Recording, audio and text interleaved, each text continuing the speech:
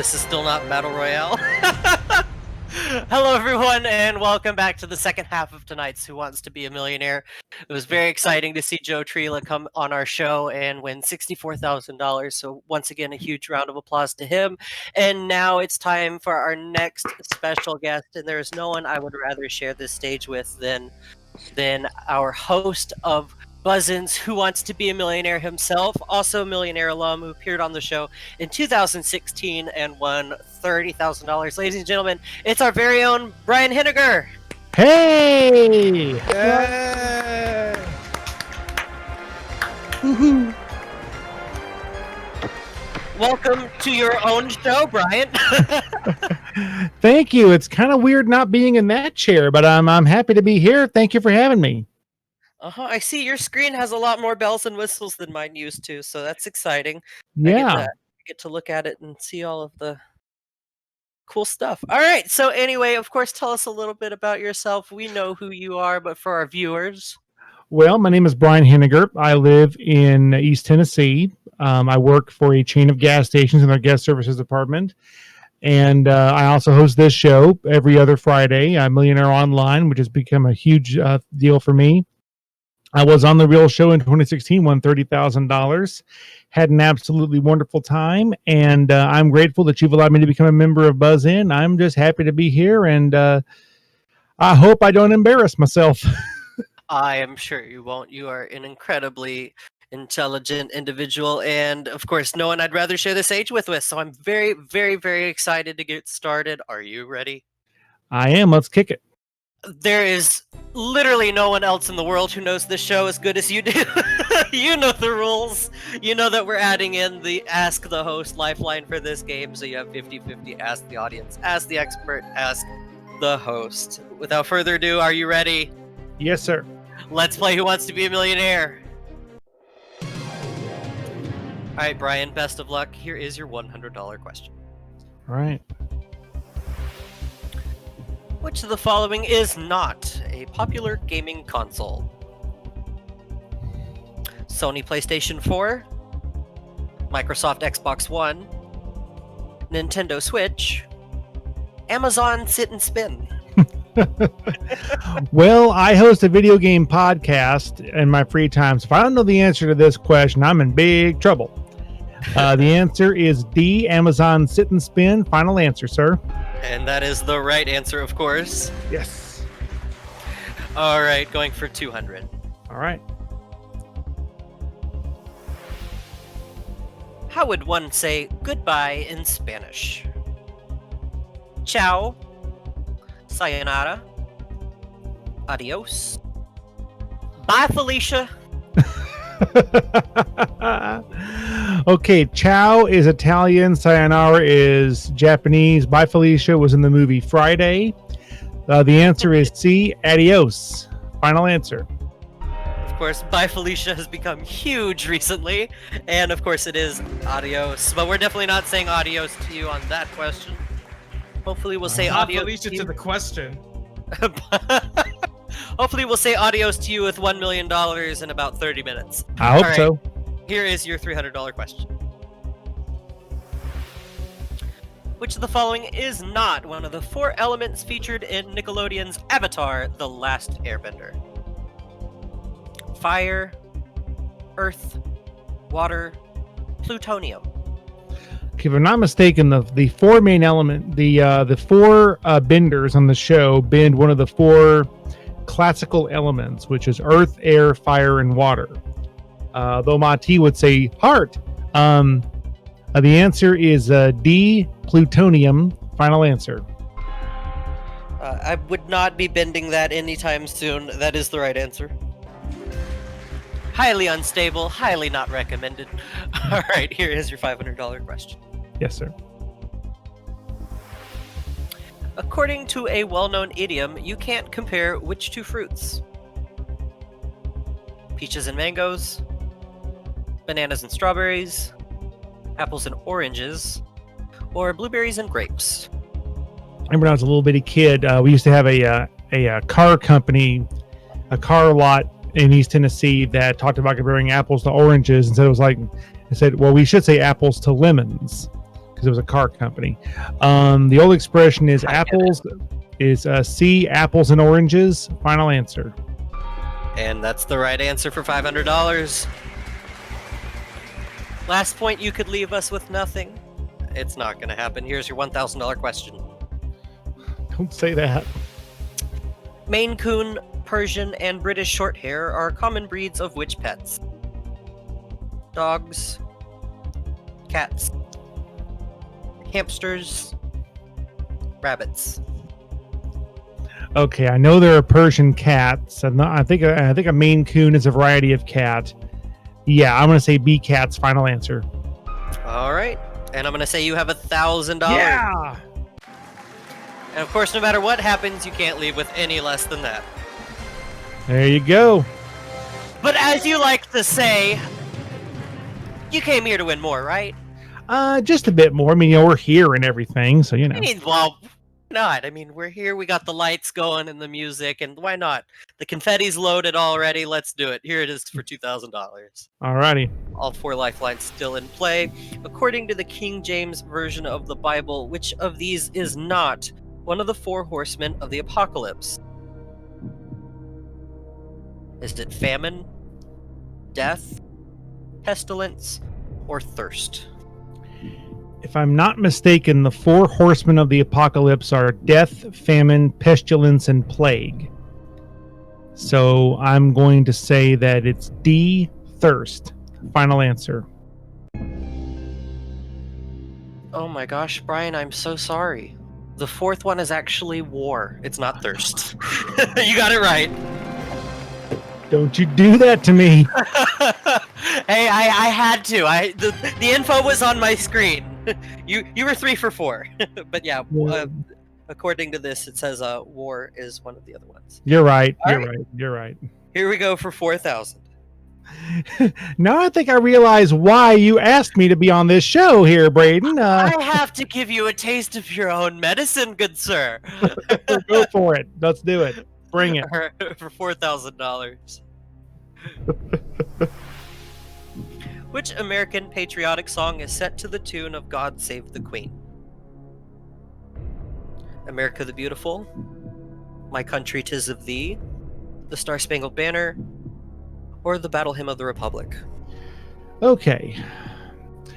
God save our glorious Queen. God save our gracious Queen. God save our Queen.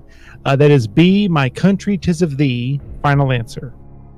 My country 'tis of thee. That is the correct answer. You have $4,000. Please give me more. Well, we're gonna try to. You still have all 4 lifelines. We're playing for $8,000. You're playing fantastic. Let's do it. What is the main ingredient in Hush Puppies? And I just saw Jess's face light up. Is it flour, cornmeal, potatoes, polenta?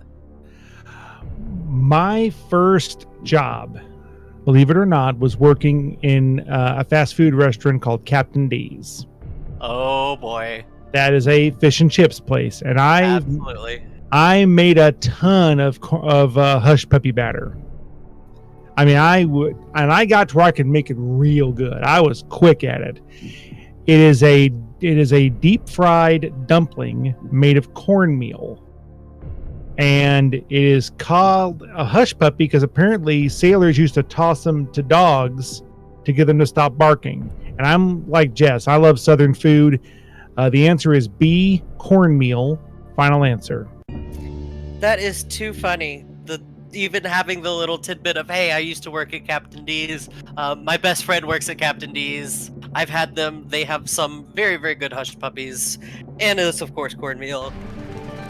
I will say, a plug to my Meemaw. No one makes them as good as her. There you go. All right. You're playing for $16,000. We're more than halfway to $1 million. You have all 4 lifelines. It's very rare to see someone get into this territory with not just 3, but all 4 in play. Let's keep it going for $16,000. Let's book it. For which baseball position is the Cy Young Award given? Pitcher, catcher, first base, shortstop. One of my dad's favorite baseball pitchers, I mean his favorite of all time, was the great Sandy Koufax. And what he loves to tell me is that Sandy Koufax won multiple Cy Young Awards in an era when only one award was given out. Now they give one for the American League and the National League. And I know that it is a pitcher, one of the best pitchers of all time. A final answer. Give the man $16,000. Yeah. We didn't throw a fast ball at you. Or curveball, sorry, I messed that one up. Yep, it's fine. We didn't throw a curve ball at you. You're playing for $32,000. Brian, you're playing an awesome game. This is exciting. Here we go. Here's your $32,000 question. All right. Okay, Dad. KDKA was a pioneer radio station in the 1920s located in which Pennsylvania city? Harrisburg, Philadelphia, Pittsburgh, Lancaster.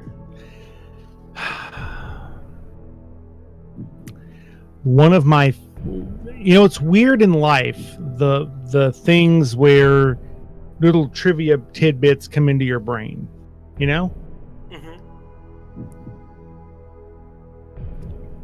A very dear friend of mine was a man by the name of Jim Williams, who was a very close friend of mine, who is a radio guy, loved radio. He sadly no longer is with us. As I say, God loves him. God got him.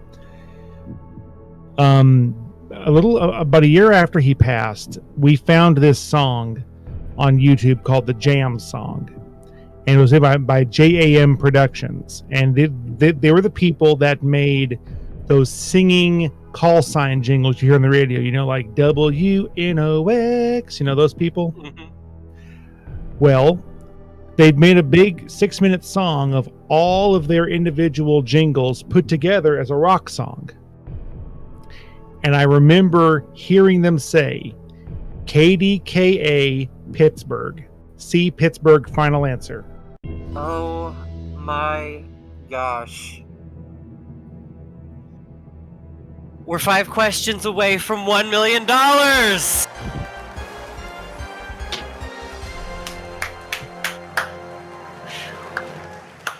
Oh, wow. We love you, Jim. Whew.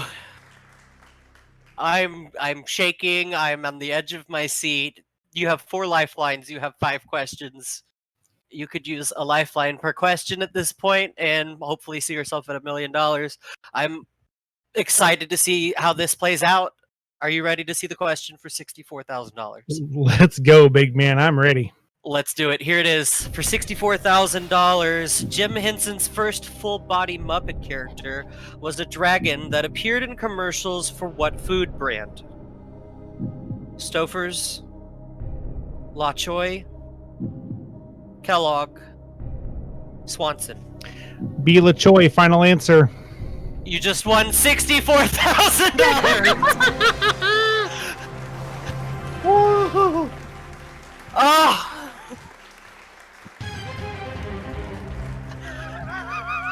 This is ridiculous. Kyle, pat him down. Is there a wire or a buzzer or is someone coughing in the background and I'm not hearing it? Brian, you still have all 4 lifelines. You're 4 questions away from $1 million. Oh my dear goodness. Here it is. Oh. For $125,000. Who sang the first line of the original 1984 recording of Do They Know It's Christmas? Boy George, Sting, Paul Young, or George Michael? Okay. I have every year I do a Christmas Jeopardy game for my family. And every year we always do a category of Jeopardy of Christmas, like an all audio category of Christmas music. And I have used Do They Know It's Christmas, I'd say 7 or 8 times. Oh my goodness. Please tell me this ends with you knowing the answer. I would like to say that. Now, Don't add a but to that. I know all 4 of these people sing on the song. It's not George Michael because he actually does the first lead in to the first chorus. He doesn't open up the song. Because the opening line is, "It's Christmas time. There's no time to be afraid." And it's not George Michael. And I don't think it's Boy George. I got a hunch it's Paul Young. You But- have your 50-50. You know what? I will say, of course, it is random. Yeah, it is random. I've done the show before, Braden. I know, but it's, I get paid to do I have to do the spiel. Well, no, you're doing a great job. You're doing a great job as MC. Don't sell yourself short here. I'm just reading the words on the screen in the back. It's not George Michael, and I'm almost positive it's not Boy George. I know when they did the performance at Live Aid, David Bowie sang the first line, but he wasn't on he was going to be on the original, but they couldn't get him in. I think it's Paul Young. If you go for it and it's right, you'll be going to the $250,000 question with all 4 lifelines, Yeah. which I don't believe in the history that I've been doing the show, and I've been doing it for 5 years, that I've ever seen that. But I got to get there first. You got to get there first, but if you go for it at this point and you're wrong without using a lifeline, then you're on 32,000 and literally left everything on the table. Yeah. But you've had a hunch on the past 11 questions, and you've been right. Well, the past 11 questions, I just knew the answer. This one, I don't know it dead to rights, but I've got a hunch. This is true. Of course, I'm saying I have no answer in front of me. Nothing is highlighted. Nothing appears until you've answered. You know what? Let's use the 50-50. Final answer. Yes, just to confirm what I'm thinking. All right. Computer, please randomly take away 2 of the wrong answers. See, Paul Young, final answer. Paul Young or George Michael. And for $125,000, it's Paul Young! Yeah! Oh, my heart! Brian!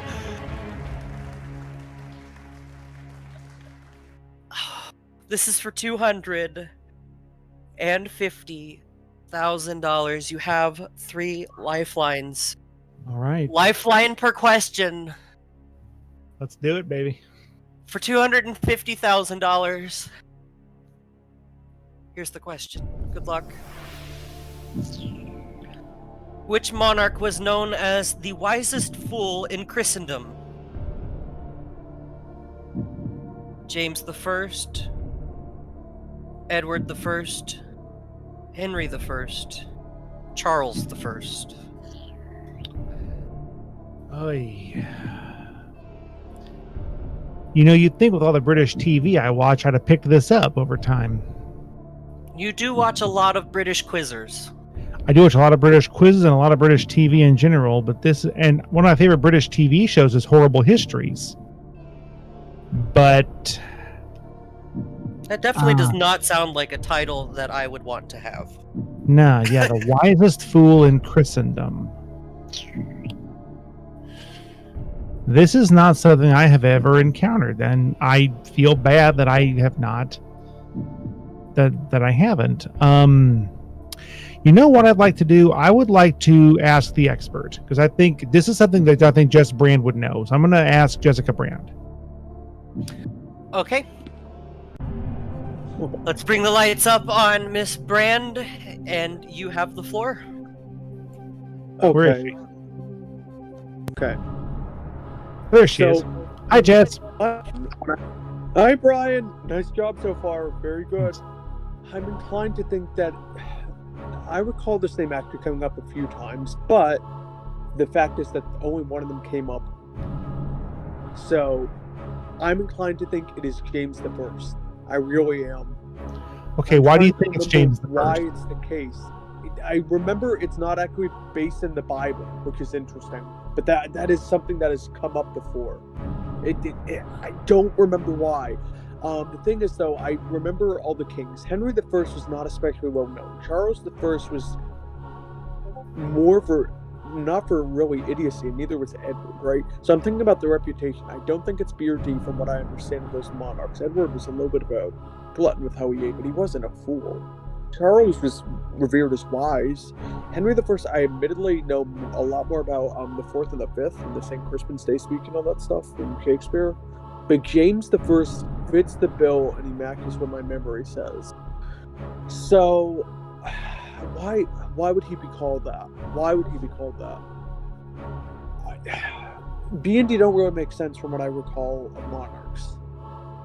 Henry the First is not especially memorable to me either way, but James the First fits that. I admit I'm kind of a risk taker. I don't know if you were leaning that way or not, but if it was me, I would lock that in because I'd want to say my other lifelines besides that. All right. It's like maybe 80, 90% sure, somewhere in that range. Okay, that's all I need to know. Thank you, Jess. All right. Thank you, Brian. Okay. Be careful. All right. Good luck everyone. You've heard from Jess. Yes, I have. She said James the First. That's what it sounded like to me. Okay. Well, you know what? I would trust Jessica Brand on almost anything. She is legit one of the smartest human beings I have ever known in my life. I'm confident enough to go with it. I'm going to say A, James the First, final answer. You know that once it turns orange and we start hearing the drum roll, there is no turning back. Yeah, there's no going back from this. I will say this. She has a 100% accuracy as the expert this season. She has not gotten a question that's been thrown to her wrong.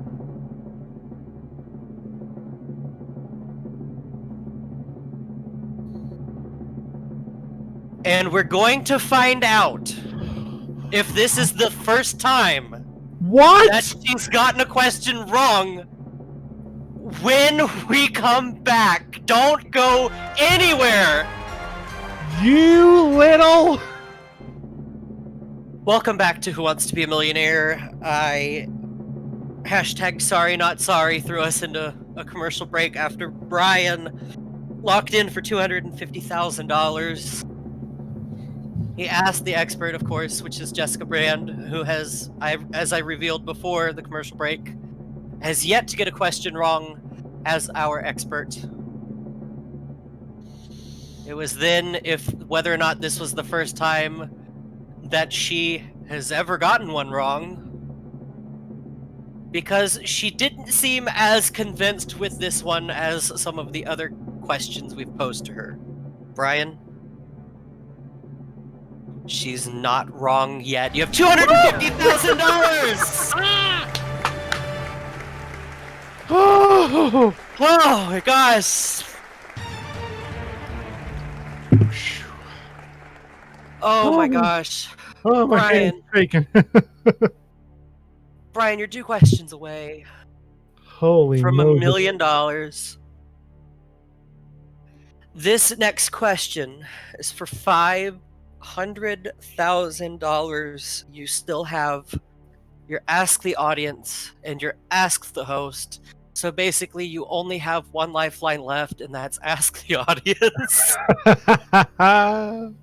You never know. If something comes up that I might know, obviously I can't tell you that until you've decided to use me, but I will do the best that I can. I promise. You've gone so far. I'm so excited for you. Very rarely do we ever see a $500,000 question, much less with lifelines on the table. Are you ready? Okay. This I is am for, about as ready as I'm ever going to get. Let's do this, kid. this is for $500,000. Here's the question.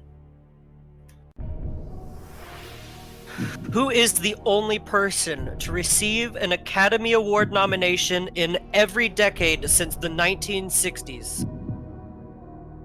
Steven Spielberg, Clint Eastwood, Martin Scorsese, or John Williams? Okay.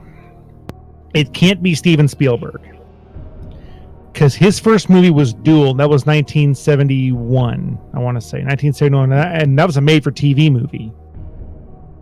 He didn't really make his first big movie until Jaws. That was in the 1970s, so it couldn't have been Steven Spielberg.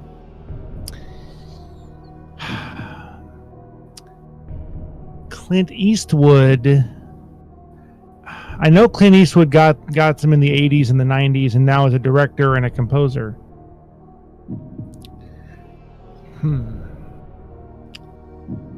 Who is the only person to receive an Academy Award nomination in every decade since the 1960s?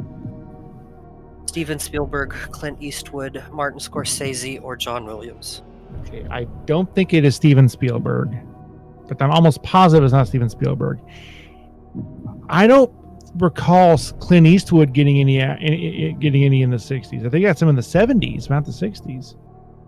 Because he did Play Misty for Me, and he did a bunch of films like that. Of course, John Williams, a legendary composer. I know Martin Scorsese he's one of the most iconic directors of all time. I know he did he did Mean Streets, and he did Dog Day Afternoon in the 1970s and the 80s, of course, in the 90s, 2000s. Okay, you know what? I'm talking myself off a cliff here, probably. I would like to ask the audience. Final answer. Yes, sir. Audience, Brian needs your help. This is for $500,000. We are not messing around, folks.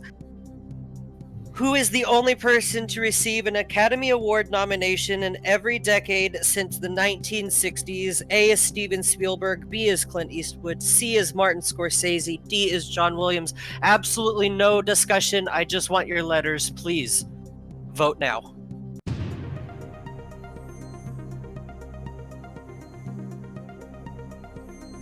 This is for quite a lot of money, so we're going to let it run for a minute.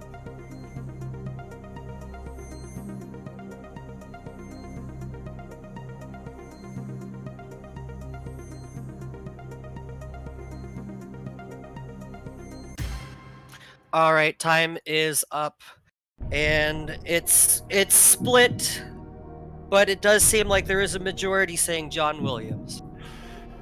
Okay, now is that taking into account the Twitch Yes. call? Okay. Okay. It is a little Yeah. bit split. A and B are receiving votes, but D is coming out on top. Yeah, that looks pretty good. Looks pretty good. I mean, yeah, I don't think it is Steven Spielberg, because like I said, Spielberg, his first movie was a film called Duel. That was in 1975. I think was the year, but it was in the 70s. His first big movie was Jaws. That was 1977. Clint Eastwood, yeah, he didn't start getting Academy Award nominations until the 1970s, and then beyond that. Yeah, and Scorsese didn't really hit his stride till the 70s. If I'm not mistaken, I think Scorsese's first major movie that he did was he was a montage director on a documentary called Elvis on Tour that I have seen. And that was in 1972, which is a great documentary of his, but like a great concert film if you're an Elvis fan like me. It looks like there's enough of an audience vote to chance it. Yeah, I'm going to go for it. And I hope you're right, guys. I'm pulling for you. I'm going to say D, John Williams. Final answer. Do it. Lock it in.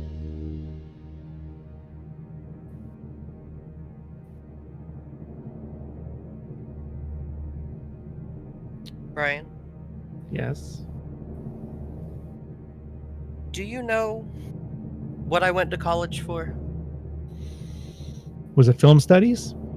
It was music composition. Really? So I should have asked you on this question, huh? It wouldn't have hurt. Fiddler on the Roof, Indiana Jones, Raiders of the Lost Ark, Harry Potter, Star Wars, E.T. the Extraterrestrial, all nominated for Best Original Score. John Williams, $500,000. Yes! Yes! Oh my God in heaven.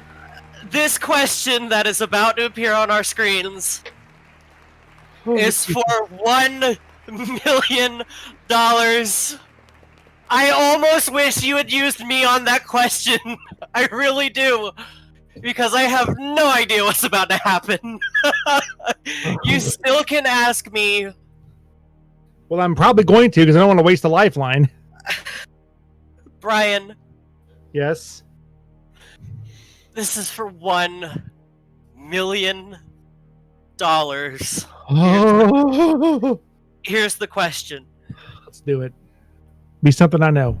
Be something I know. Of the following elements named after countries, which has the highest atomic mass?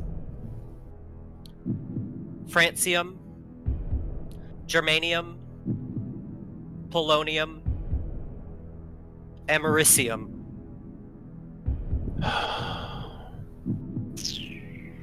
This is for $1 million. You have got to be kidding me.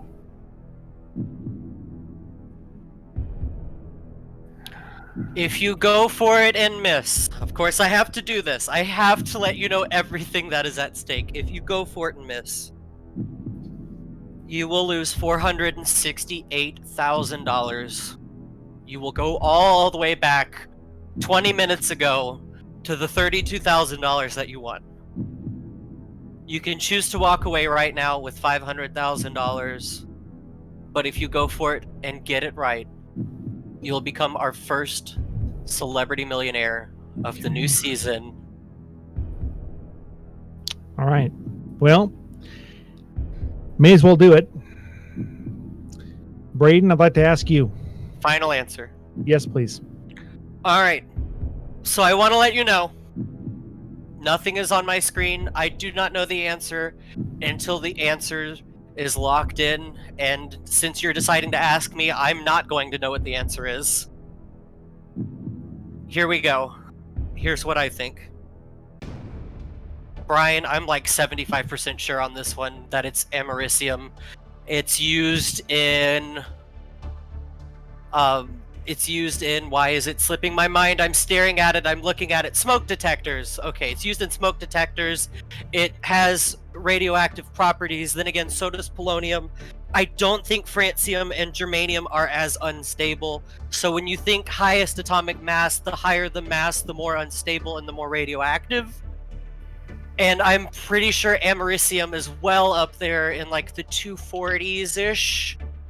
With polonium being underneath that, and I don't think francium and germanium even come near it. I don't want to say I'm absolutely positive, but I would answer the question. You would go for it. I would, and if that costs you $468,000, I am so sorry. It's okay. I would play it, but if you want to play it safe, I don't blame you at all, because I'm not I'm not super sure, but I'm relatively confident. And that's Okay. my final answer. Okay. All right.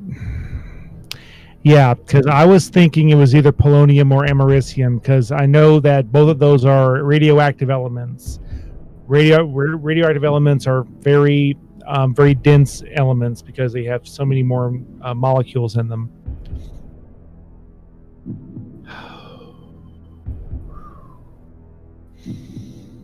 You know what? I'm either going to be the first person to leave here. I'm either going to be the Ken Basin of Millionaire Online, or I'm going to be the Joe Trila of Millionaire Online. Because I'm going to go for it. Oh my god. As a great man once said, if you're scared by a dog. I have a cat. Come here. I need consolation, please. Oh.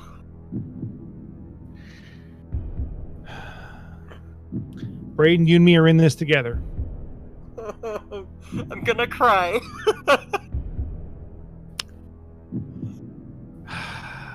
You know, it's like ripping off a Band-Aid. You just gotta get it over with. D. Americium, final answer.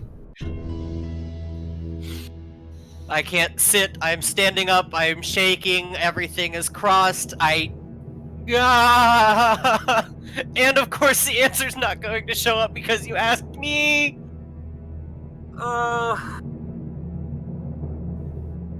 Let's do it. Computer, give us $1 million. Please. Brian, Yes. you're a millionaire. You got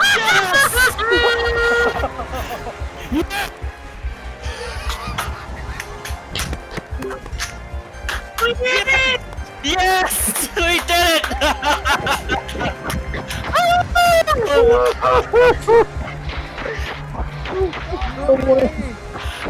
Yes! Get on stage! Everybody on stage! Everyone, come on down! Oh what? What? Woo-hoo! Oh my god. Oh shit. Oh my god! Oh my gosh. Okay, Brian. We've completely flipped the script. We've put you through the ringer, and you went all the way. You won $1 million. How are you feeling? My hands are shaking. I'm sweating. I think I've broken this chair that I'm sitting in. I mean, Oh, holy crap! I have to say, you've been with us for a little over a year now. I've been doing this show for 5 years now. That has to be hands down one of the greatest games I have ever seen. Everyone, huge round of applause for Brian, our host turned millionaire. Oh, Park man. in my place. Oh, Well, you know something. You know, I'm going to say this. You know, Those presents left you some luck, man. yeah, exactly. Thank you, Joe. And thank you, Braden. Thanks, everybody. I mean, you know, Michael Davies has said that the right stack of questions have to come to the right person on the right night. It came to me. That was one of the most intense things I have ever done in my entire life here in the virtual paradise. And Brandon, can I point out that he came to this $1 million question with one lifeline? yeah. And it was me, of all lifelines to use, to put me on the $1 million question. Brian, I can't think of a better way to end the show. There's no better way to end the show than popping the confetti and saying congratulations, you've just won $1 million. Yeah. Once again, huge round of applause. That's gonna do it here for us tonight. Brian's walking away with $1 million. Oh, man. Join Thank you, us Braden. next Friday. Join us next Friday as he is back in this spot right here hosting BuzzIn's Who Wants to Be a Millionaire Friday night at 10 p.m. Eastern. That's going to be at 7 p.m. Pacific time. We're going to have a very special guest, Jeopardy's fourth most winning champion. That's right. Jason Zuffrineri is going to be right here playing Who Wants to Be a Millionaire along with our dear friend Megan Collinson. Best of luck to both of them. We might do it again. We'll see you then. From here, everyone here on BuzzIn's. Gosh, I'm still speechless. Good night. All right. It's still not Battle Royale. This is still not Battle Royale. Nice.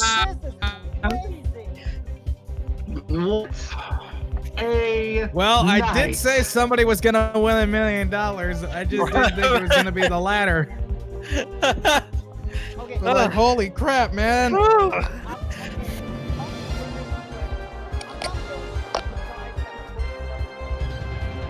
hold on.